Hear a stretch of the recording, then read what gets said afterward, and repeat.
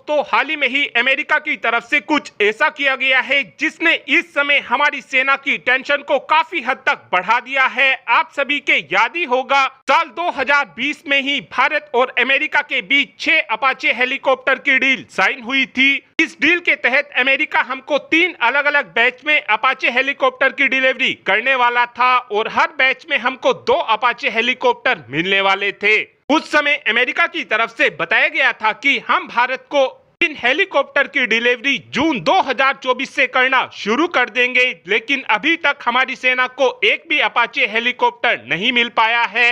इस डिलीवरी के लेट होने के पीछे भी सप्लाई चेन का इशू बताया जा रहा है, लेकिन अब आप खुद ही बताना कि अमेरिका के यहाँ पर सप्लाई चेन इशू चल रहा है या फिर अमेरिका जानबूझकर हमको ये हेलीकॉप्टर लेट कर रहा है। इस समय अमेरिका के अंदर जो अपाचे हेलीकॉप्टर को कंपनी बनाती है, उस कंपनी का नाम बोइंग है और बोइंग हर साल 30 अपाचे हेलीकॉप्टर को बनाने में सक्षम है। जो ये हमारी सेना को 6 की संख्या में अपाचे हेलीकॉप्टर मिलने वाले हैं, इन हेलीकॉप्टर के लिए फ्यूजलाज को भारत के अंदर टाटा बोइंग एरोस्पेस ने मिलकर बनाया है। इन फ्यूजलाज के अंदर जो मटेरियल लगा हुआ है, उस मटेरियल को भारत की कंपनियों से ही लिया गया है। टाटा ने इन फ्यूजलाज को 2018 में ही बनाकर अमेरिका में भेज दिया था। पिछले 7 सालों के अंदर अंदर अमेरिका 244 अपाचे हेलीकॉप्टर बनाकर अपनी सेना को दे चुका है और बोइंग ने 24 हेलीकॉप्टर दूसरे देशों को भी एक्सपोर्ट कर दिए हैं, जिससे कहीं ना कहीं ये बात तो पूरी तरीके से साफ हो जाती है कि इस समय अपाचे हेलीकॉप्टर को लेकर कोई भी सप्लाई चेन इशू नहीं चल रहा है।